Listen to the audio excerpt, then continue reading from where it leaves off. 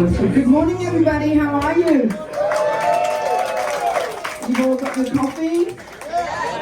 Thanks for being here today. We're going to go behind the music and find out how this dude got the breaks to make hip-hop so real. So clap your hands. Come on. For the one and only.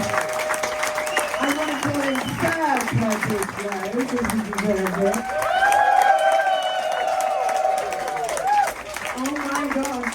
How are you doing, sir? Pulled the long straw for this one. I It works. I know it's rocking a little bit. How you doing? Yes, I'm You're from the doing hip-hop fine. world. Hey, listen, I want to let you guys know, I am not drunk.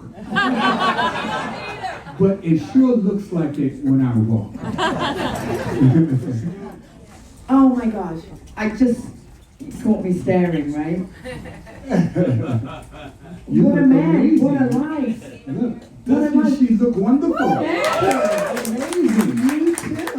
Yes. I mean, I know it's all been said before. Downtown, Julie Brown. But we want to hear it again. I mean, take us back. Take us back to when you got the break, and then we'll catch up on the way. Oh my gosh. Oh my gosh. Do you want me to start it somewhere? Well, first. Well, I'll say a big shout out to Melba Moore. Right? The diva. She was the owner, part owner. Her husband owned this club called Charles Gallery on 125th Street in New York. Way up there. In Harlem. And I got my break by just emceeing one night on a Wednesday night. And it was amazing. The crowd went really crazy and everything. You know, the old school hip hop with the crowd response and throw your hands in the air and wave them like you just don't care. And if you got on clean underwear, somebody say, oh yeah! Oh yeah! Yes, yes. And so, you know, she asked me, actually, Charles Gallery burnt down in 1973. So they went over and bought Whoops Small's Paradise. I don't know if you ever heard of that. Small's Paradise was like one of the top clubs in New York City during the time. And so they gave me a job as the DJ, the house DJ, playing every Friday and Saturday nights.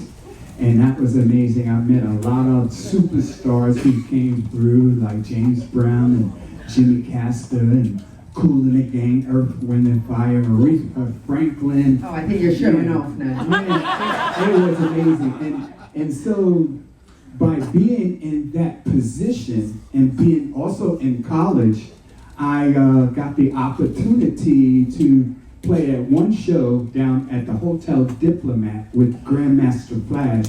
I was his MC. And so two people came down to check us out. Two writers from Billboard magazine. One was J.B. Moore and the other was Robert Ford Jr. And these guys, they wanted to make a record because the Sugar Hill Gang was the hottest thing since sliced bread during that time. And this was in 1979. So they came out in 1978. So they came down to the Diplomat and they wanted to actually use another MC. His name was Eddie Chiba. And so Flash and I did so well. We rocked the house that night, right? And you know, Flash with the speed on turntables and everyone was excited looking at it and going back and forth on the turntables. And it was incredible. And so instead of Eddie Chiba, they chose Curtis Walker. To make this record, and it was in 1979, so I went down to J.P. Moore's house on 45th Street and sat up with musicians, Denzel Miller, pianist, and Larry Smith was a bass player, and Larry Smith became my band leader when I started my band, and he went on to be the producer of Houdini and Run DMC. Rest in peace, Larry Smith.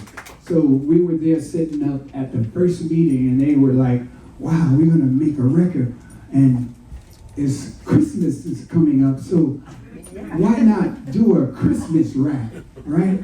So that it could play every year. Every day. You made it Christmas every day. And so we recorded that song, Christmas Rap, and that was my beginning and my start, man. We went to 22 different record labels trying to get a record deal. And one guy from Panorama Records liked the song. He took it up the flagpole, and they said, no, we don't want it. So he passed. So this guy who wanted to sign us from Panorama Records, he quit and went on to form his own label. And 2 years later, he signed Run DMC. And that was Corey Robbins and Profile Records. That's how Profile Records got started. And so the next guy he went to, his name was John Staines. He was an English fellow. And British. Yes. And so he said, man, we can recoup this record in 6 months. Let's sign him up. So I actually became a British artist signed to a UK company, and my records came back to New York, to America on an import. And, you know, so that was the deal. Christmas rapping, that's my favorite song of my whole repertoire. I tell you, it's my baby, It's my your first baby. song. And, you know, I saw the world after that. Well, we first got you because I'm from the UK, so I was dancing around, and that's when you first came into our house. Yes. Back in the UK. So when I got here and got to be on MTV, I'm like, I'm gonna hang with this dude at some point, and I've never got to hang with you until now. Too many years have gone by, but thank you for all the love. I mean, first rap song to go onto the charts. Yes. Here in the States. For a major record deal too, you were the first, right? Yes. Yes, first to sign a major record deal, and that's very important because during that time, you know, the labels had the power. You know, they were like the long arm of the Lord. So they had major offices in every major city around the world. So I was like, straight out of college, a college student, so I'm like trying to work the system with the red tape and the bureaucracy and everything. And so I said to the promotion department, look, send me everywhere. Send me all around the world. Yes, I never took a flight out of Harlem, right? And so I started traveling everywhere. And when I got to these cities like Paris and Japan, Tokyo and Berlin, and they had a major office. I went to the office at 12 o'clock and sat up in the office at 12 o'clock and did interviews, radio, you know, television, print, newspapers, and magazines. From 12 to 5, I sat up and did interviews, and it was documented the first rapper to sign to a major label and travel around the world. And with Run DMC, Run from Run DMC, wasn't he called your son at one point, the son of Curtis Blow, right? Yes, that was a really long story, but No, we want to hear it. We want to hear it. I will always love Run DMC.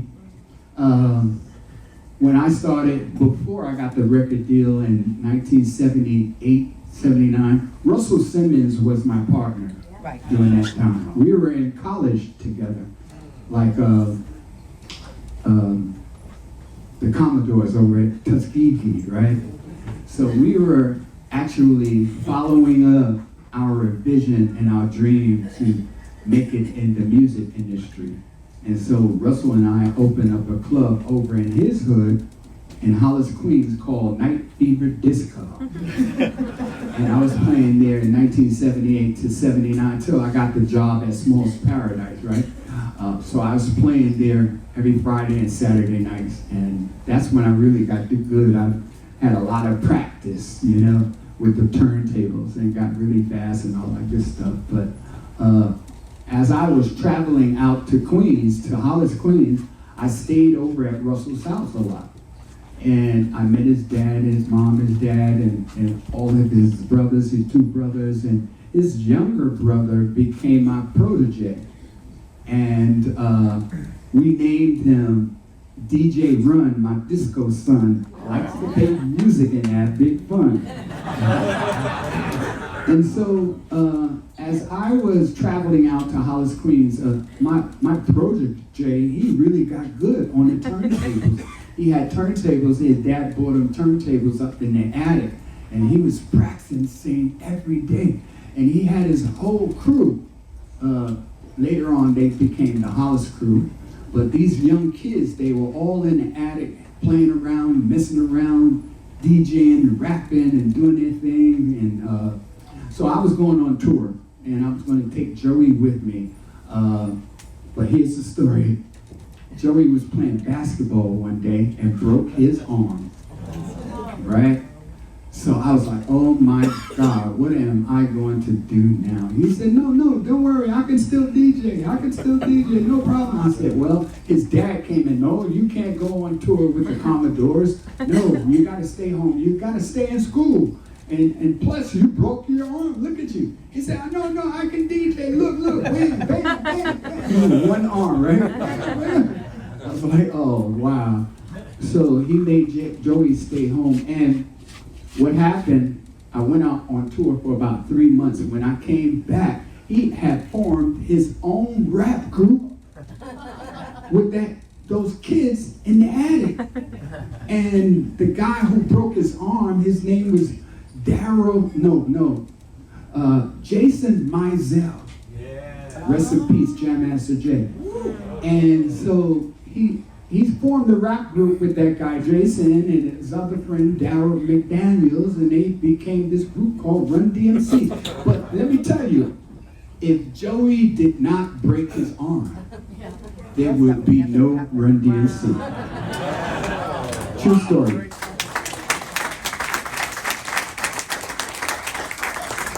So being called a pioneer of hip hop, what does that mean to you? A pioneer.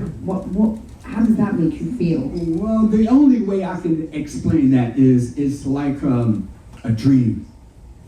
A dream in a dream world. You know, every day you wake up, it's like you're living somebody else's life. You know, you wake up, you gotta get ready for the first interview, and then you have another interview, and then you gotta go do a performance here. So you gotta go to rehearsal, then you rehearse, and then you eat lunch and dinner or whatever, and then you go to the show. You gotta perform at the show, and it sounds awful. And then after that, you have to come home and then rehearse and have a meeting about the plan of action you're going to do the next day. And then you go to sleep, and you barely get enough sleep to wake up in the next morning to, get up and do the same thing all over again. But I tell you, I wouldn't trade it for anything in the world. And then you get invited to the 80s crew. Look at this one. Look, nothing but love in this room. It's 10 o'clock in the morning and you've got a full house. It's amazing just to see the people and to see the faces on the people when I'm out there on stage and everyone is happy. It's our job to entertain and make people happy. And when you leave the concert, you should be feeling good inside.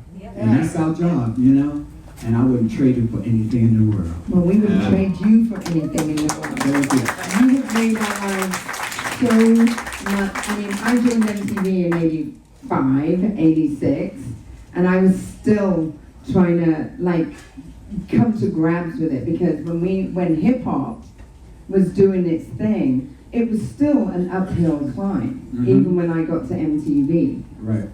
So that push, what was it like going out there and driving that car? That's a great question, and because I'll tell you one thing, a lot of people don't know, and it's really basically crowd response. That is the thing that sets us apart from every other performer on stage. Yep. Right? When you go out there and you say, throw your hands in the air. Somebody say ho! Ho! Say ho, ho! Ho, ho! Say ho, ho, ho! Ho, ho, ho! Now scream! You know, that's 20,000 people doing that. They hear that miles away, and people are like, wow, what is going on, right? And so I was doing that every show, and it became like people, like, and this is where I got it. I got it from a guy named DJ Hollywood at Club 371, and he had these routines all the time, and everyone would just, go crazy. And I'm in the crowd, 15, 16 years old, and I'm hearing all of this. Throw your hands in, and everybody is doing it. I'm in the middle of the crowd. When you hear everybody scream, it just sends something through your whole body. It's a vibration. You feel that. It's a vibe. It's definitely an energy that you want to be a part of. You feel that power, that impact, because the unity, the power is in numbers. And so we feel that, so it makes you want to come back the next week and be a part of that.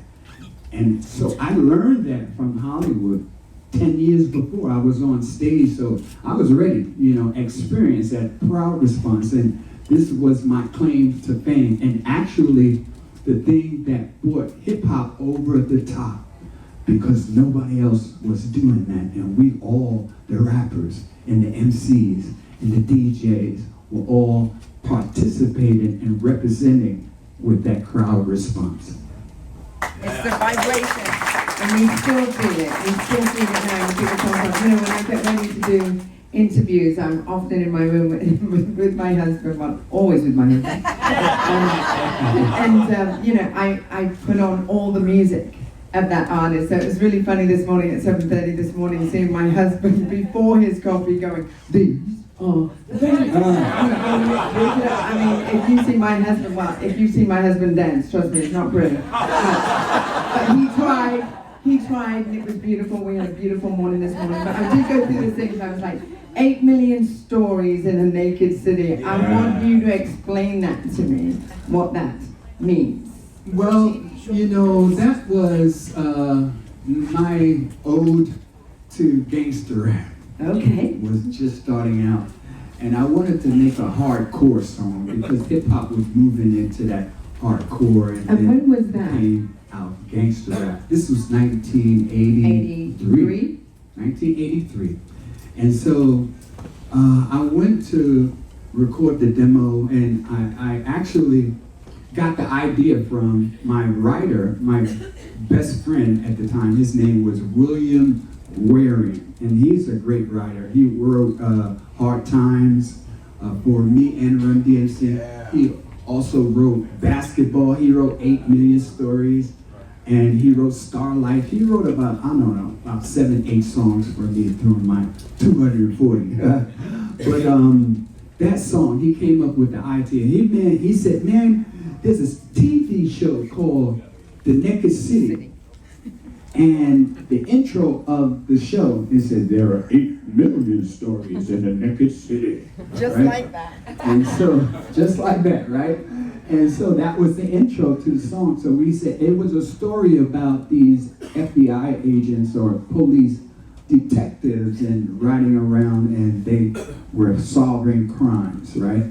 And so there are 8 million stories, meaning that in New York City, there are 8 million people during that time. So there are 8 million stories, and we just created 4 or 5 stories that I talk about.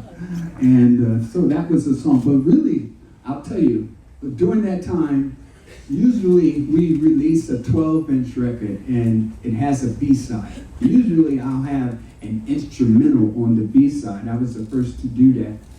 I called them the do-it-yourself versions, so rappers could rap live, and we wouldn't be like Milli Vanilli, right? Easy tiger. Yes, but they were great performers. So Later on in 1983, we had the 8 Million Stories song, but we had this other song that was really popular and that we really loved, and we put that on the B-side, and the song was called AJ, right? So that song was on the B-side, and that song became more popular than the A-side, right? And that was amazing, so that it got more story reports and more sales and more radio reports and everything. So everyone was loving the B-side of the song of 8 Million Stories. Amen. 8 Million Stories. Now we've got that story, and I know a lot of you know. I know, and we've got a lot of questions as well, right, in the house today. So we'll get there as well. But I have one. I want to know about King Holiday. Oh. Because that. Yes, another one of my favorites. I would say that would be, wow, right up there. It's my most meaningful song. So this is what happened. 1985 or 6. I get a call. He says, hello, Curtis. You know who's this speaking, is right? Dexter Scott King, and I want you to make a song for my father. I hung up on him. I said, this guy is crazy. You know, I get calls all the time.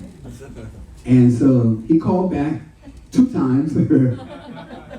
And we talked, and I was like, oh my God, this is amazing that you even give me a call. And you thought about me producing a song for your dad?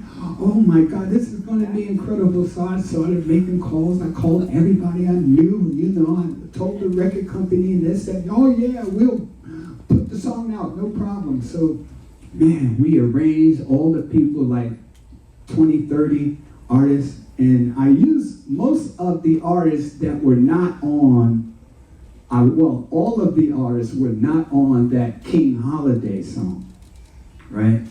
And so we wanted to use the MCs and the rappers and the R&B singers who were very popular, but didn't get a chance to get on King. Didn't get a break on We Are the World. So, wow.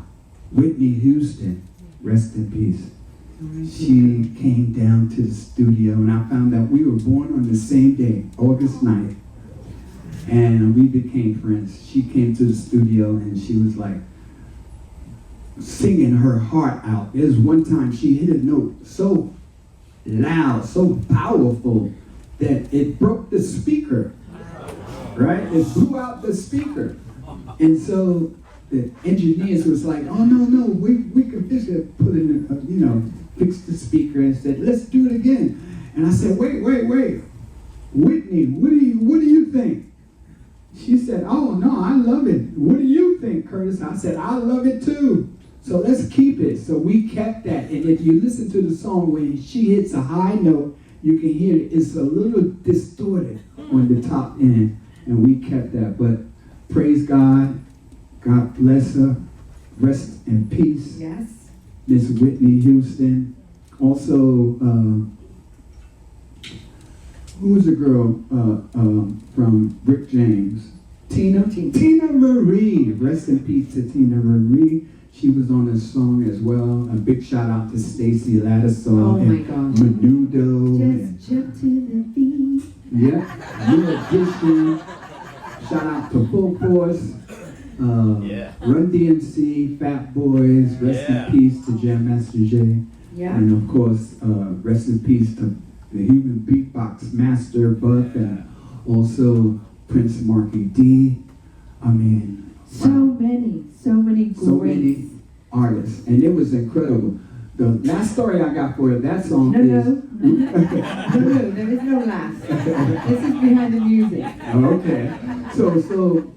So we were getting ready to shoot the video, but we didn't have the money. So I went to Mercury Polygram, and they said, no, we don't have any more money for this project. So I was like, oh my gosh, where are we going to get this? So we started reaching out to people to ask them for donations to shoot the video.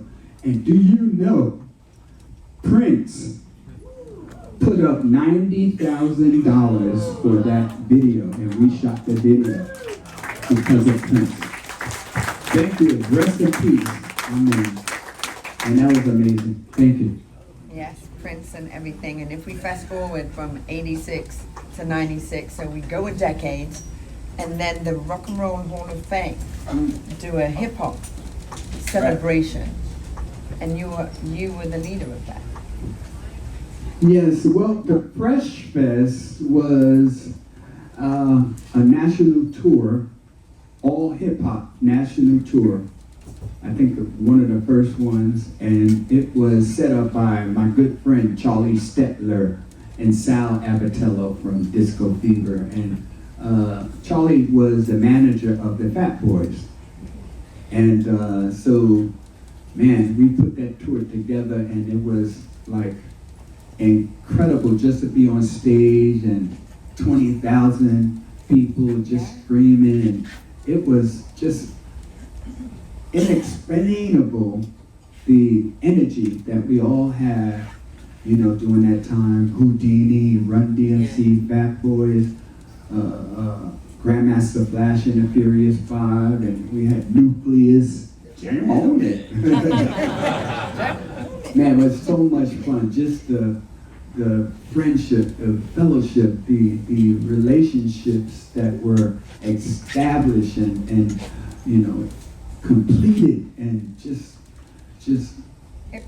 backstage was incredible hanging out with the guys. I remember one time, Houdini, you know, the guy, rest in peace, Ecstasy. You remember Ecstasy? He was the one with the hat, right? So that hat was famous, infamous. And so we were backstage one day in a concert, getting ready to go on stage, and Houdini is getting ready to go on stage. I'm just supporting, hanging out. So we're standing by the end, the banister, and here comes the fan, snatches the hat and runs up. So I jumped on the banister and went up the stairs and chased him all the way up to the top row, it seems like. And he sat down, and I went and grabbed, give me that hat. What are you doing? So I looked around, and the whole tour was behind me.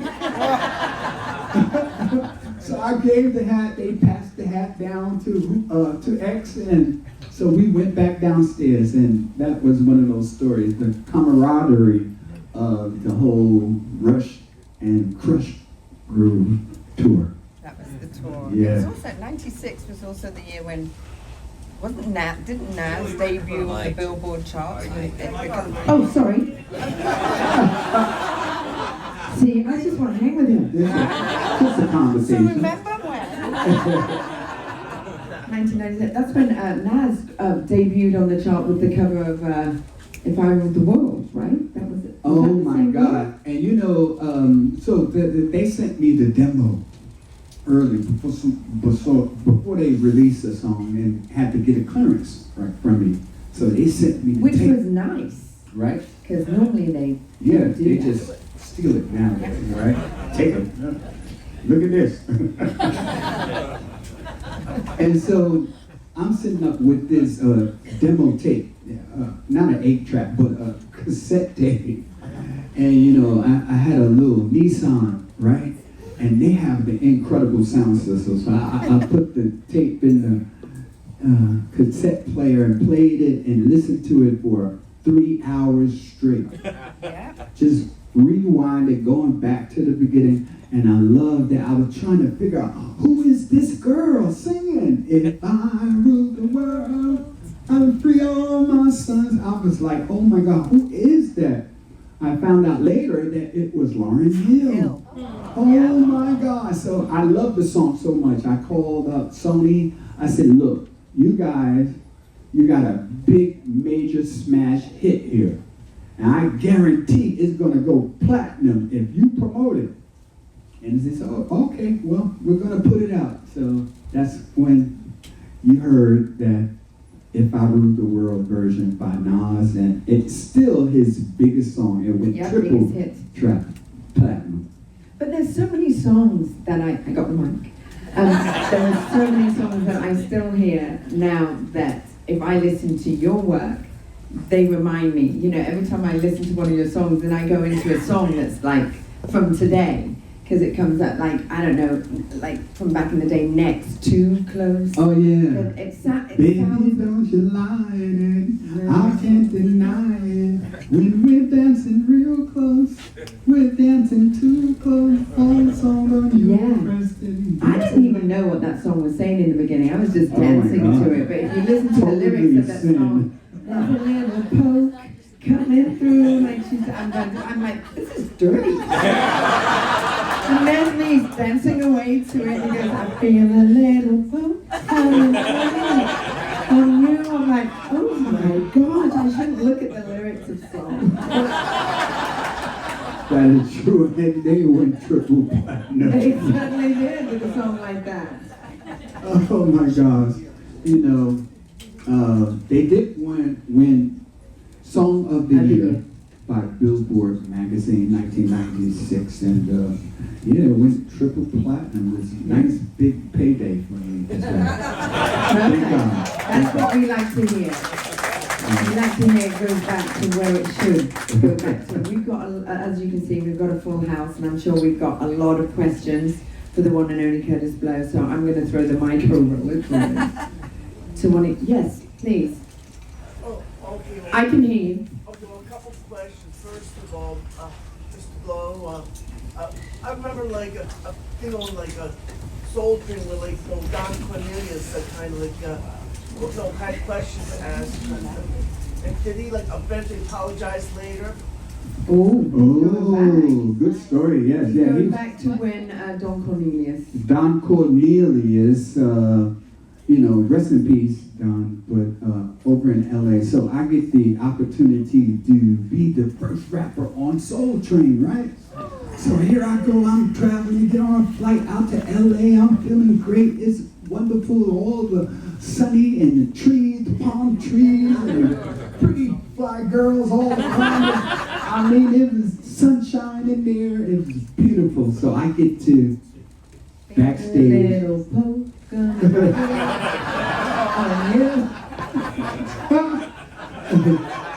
So I'm in the dressing room, right, before I go out.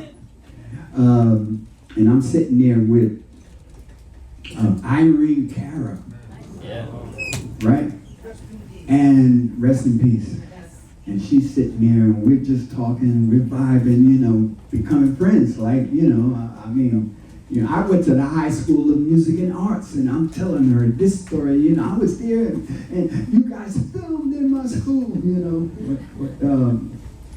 And so here comes the stage manager, and they're saying, okay, get ready, you're going on stage, and you have to remember that, you know, we don't sing live here. We just tape. It's playback, and you have to sing over your vocals.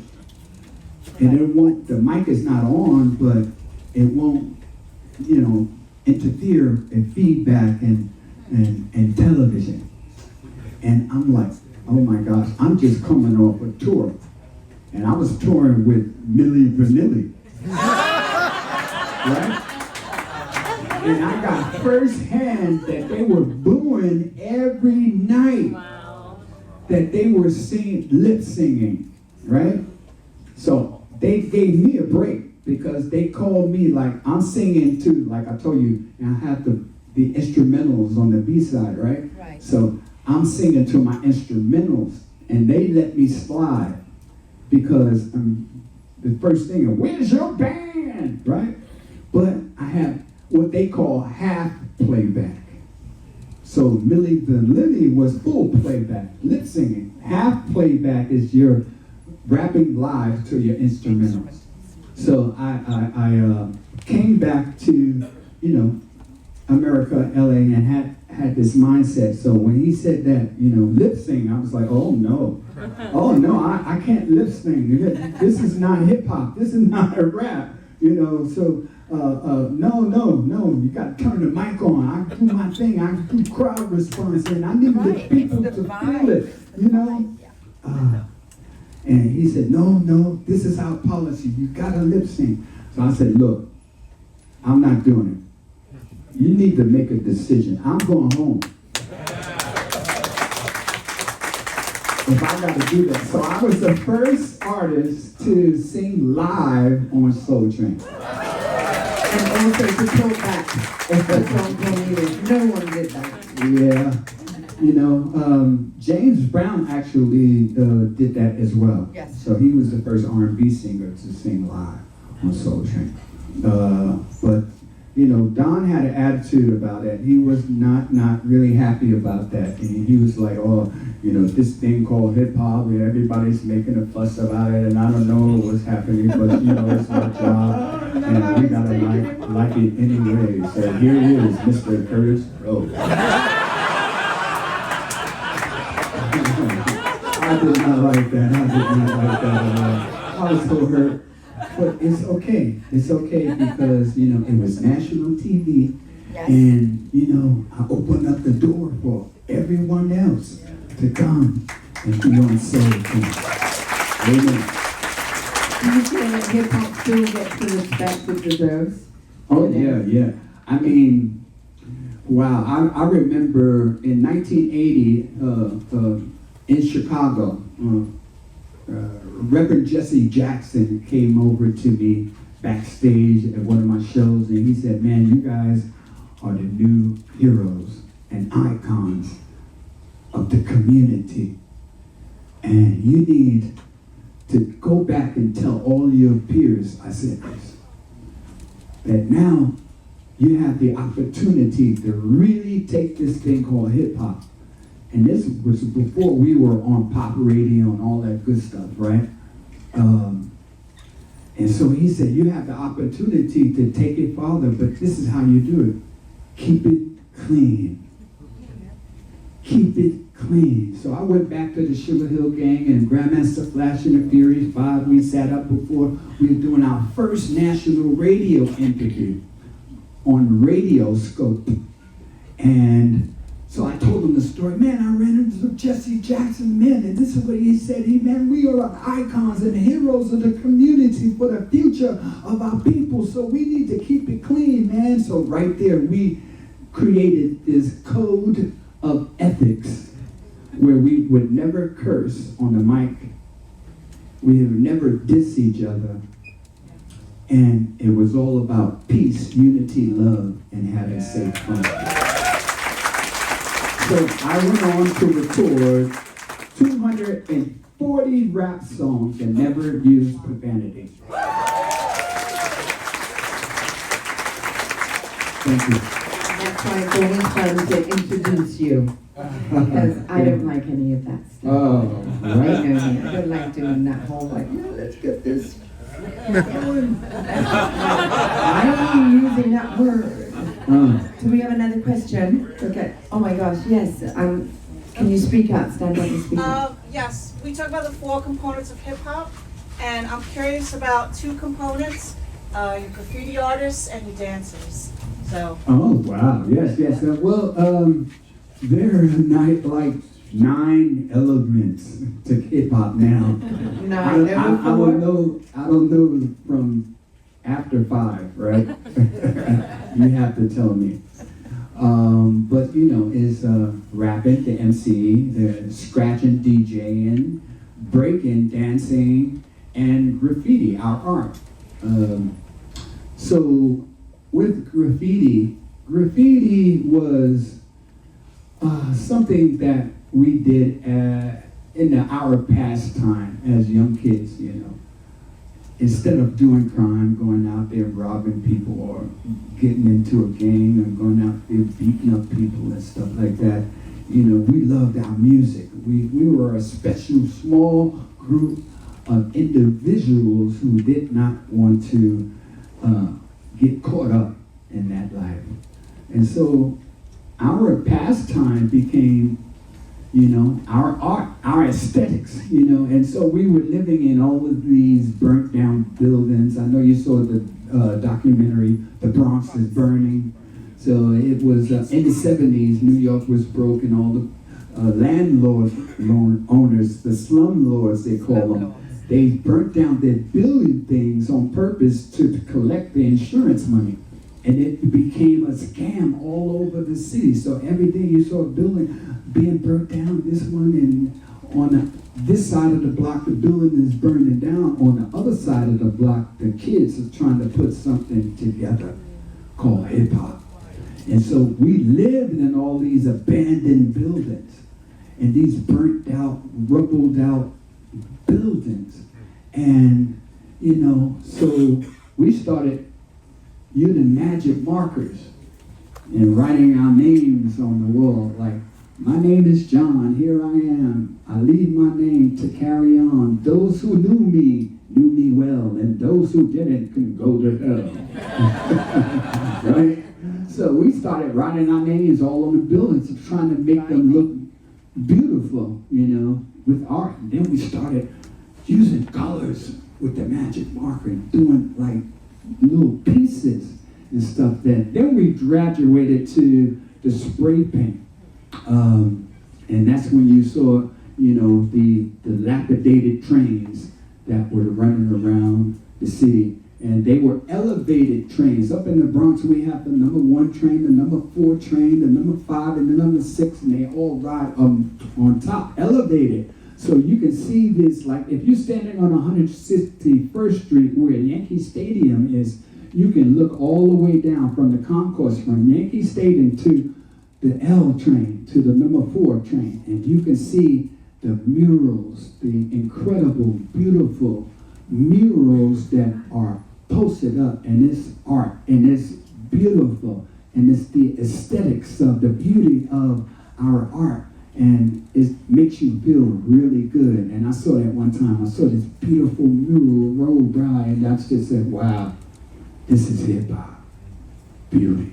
And you could read what you were thinking. Yeah, and the dancing is just, I mean, you know, we love music. Music was our escapism, like I was talking about before, get away from all of that trauma, right? So we used music, became our pastime, and dancing was the greatest pastime for America. During the disco era, you know, everybody was dancing all around the country, even back in the 50s with the Charleston and the Chattanooga Choo-Choo, remember that? And everybody was dancing, and it became a craze. You know, you had to get out there, you work all hard all week, and on the weekend, Fridays, Saturdays, you want to go downtown to the Midtown to the clubs with the disco ball and the mirrors and the flashing lights, and everyone's dancing. They have on suits and ties and silk dresses, and this was the thing. So up in the ghetto in the South Bronx and people in Harlem, it was like a mutation. It was like Saturday Night Fever even. Except for you changed the fashions. The dress code was different. You know, some of the clubs were all ages, so kids could get in as well, right? And so we were wearing our sneakers and our sweatsuits and our hats backwards, you know. And it was a different fashion because we were like rebels to disco. We didn't want to be like the Flash. We were too young to get in anyway, but we didn't want to be like that. We wanted to listen to the music like it was so important. The music that we grew up to from the 60s, you know, the Motown sound, the James Brown, you know, Jimmy Castle, the soul music, like Jackson, I Want You Back, that song right there, you know. We would play all these soul songs in the world of disco, and we were dancing to it. So the main guy, James Brown, actually inspired us to be more like James Brown. He was the greatest dancer during that time. Yep. You know, doing the splits and the turns and all the acrobatics, all that good stuff. And everybody at the party wanted to be James Brown. We were doing our James Brown moves. And we would create a circle around us, like Saturday Night Fever, right? John Travolta in the middle of the circle, and somebody comes in and they have a competition. The winner of that competition, breakdancing? yeah, And the winner of the competition is the hero. He gets the girl. Right? And so this sort of thing happened up in the Bronx, but the people inside of that circle were doing more acrobatics, more James Brown moves, splits and turns and crawling around on the floor and everything, and it was incredible. Flips and turns and all that. So it was amazing. The dancing became our craze, and that music was so very special. That was our escapism. Right. And dancing was as well. I know, I can remember when I came to New York, I decided to walk around everywhere, and I went up to Harlem and stuff, and I could just see people like in their sneakers, and that I was like, this is what's going on. People running up the wall and doing flips and stuff, and I would just stand there like all day and just like watch all these dancers doing that. And then I used to giggle at the top brass back at base at MTV. When I first met them, when they first hired me, they were all in suits. And then, I don't know what happened, all of a sudden they ended up like wearing sneakers with no laces and sort of like, do you know what I mean, hats to the back. I'm like, what are you doing? But it was so cute. We might have some more questions in the house because, Yes. please.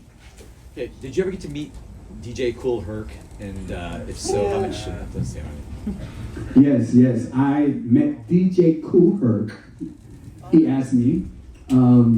Yes, and I'll tell you, I'm one of the only guys who was there during that era when Kool Herc got his fame.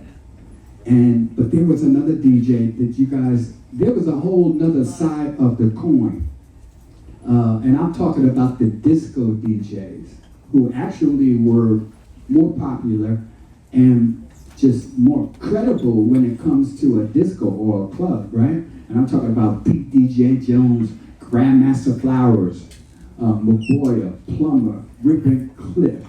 You know, these guys were running. And there was a guy, M. Morton Hall, who was a promoter. He used to promote the parties, the big Madison Square Garden concerts, right? But he also did clubs on the weekend. He had these DJs, Pete DJ Jones and on. DJ Hollywood came out of that era. Eddie Chiba, and also Lovebug Starsky. So those are the names of the disco DJs. But up in the Bronx, like I said, you know, South Bronx and Harlem, it was like a mutation of disco. It was ghetto disco, right? No dress code, sweatsuits and caps and all that, and chains and all that. And so, you know, Kool Herc was incredible. He was the DJ that played that music that we loved. You know, I was telling you that there was a different, let's say, side of the coin to disco. Up in the Bronx, Kool Herc played that soul music that we loved, the Motown sound. He played James Brown, 10, 12 James Brown songs in a row, you know, and we're up there doing our best move. You know, that's where the circles were created. And they would play the whole song. Yeah. And when it got to the break, that's when we did our best moves. Because he realized, you know, in the club, when you get to the break, that's when everyone throws their hands in the air and they do their best moves. So he played these songs that had a special break.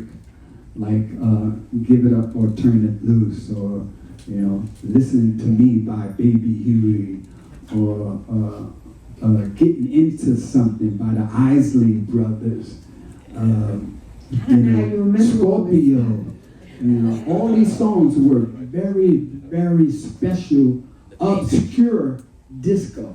It was dance music, but it had a funky break. If you listen to Scorpio, the song Scorpio, dan, dan, dan, dan, dan, dan, dan, there's 21 guitars on that song, right?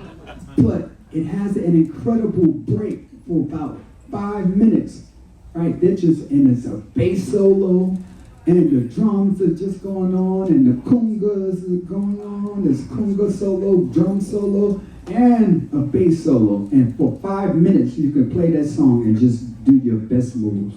You know, incredible. The break. The break. We're getting the breaks from the one and only Kurtis Blow. So happy to get up this morning and hang out with you. Do we have it? We have time for one more question. Yes? Over there. Oh, two hands. You don't mind over the Yep, side? yep. Please, Sure. can you stand up and Sure. shout your question? So, out of a legendary career that you have, backstage, on stage, in a room full of your peers, what is a defining moment that exceeded your expectations for your career? Good question. I'm right here. by the I way. was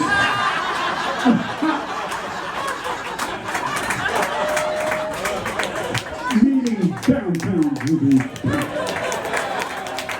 That was it. Today.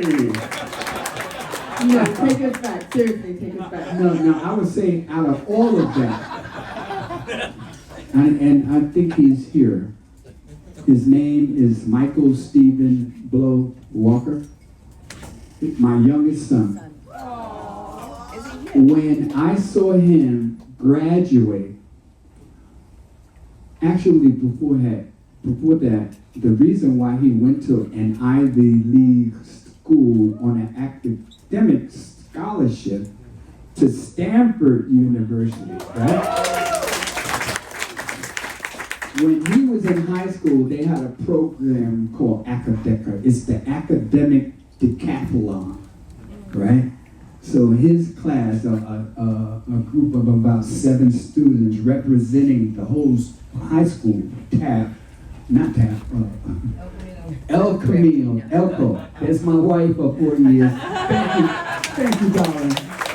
She knows the facts. She can come up and tell you about Academic, but man, they won the city. They went on to compete in the state. They won the state. So they were the #1 school competing in the nationals. They went to Omaha, right? And we went to Omaha, and they went in this competition. And I saw my son, he was leading the spoken word portion of the competition. And he did a speech on graffiti. And everyone clapped. He got, the highest mark for that. And they won the nationals, right? Yes. So my son was the smartest 17-year-old, African-American 17-year-old in the nation. And what year was it? 1990? Oh, he was born in 92. Oh my God. What year? 2010. Right, 2010. Yes, and so that's the reason why he got the academic scholarship. He was approached by UCLA, Stanford, Yale, all the top, Ivy League schools. So he got recommendations for that, and he graduated with honors. Still. There you go, the defining moment. Michael Stephen Walker. I named him Michael Stephen after Michael Jackson and Stevie Wonder.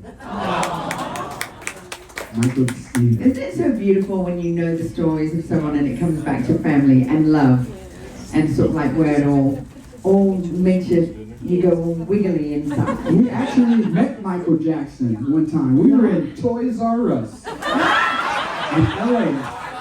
And No, we're in the 80s, all right. right? No, it's in the 90s, something like that. And so I'm in Toys R Us shopping for my kids. They're all really small. Mikey's in a stroller, right? I have them, you know how you put your kids in a shopping cart? And I'm rolling him around, and we find out when we get there, the worker told me, my friend, he said, Michael Jackson's here. I said, what? He said, yeah, he's in here shopping. I said, I'm going to go find him. I took Mikey, put him in the shopping cart, and we rolling around, right? Speeding. I'm running around Toys R Us looking for Michael Jackson. And here it goes. I run into this guy. He's on the right side, and I'm trying to go left. So we crash. Bam! He said, hey!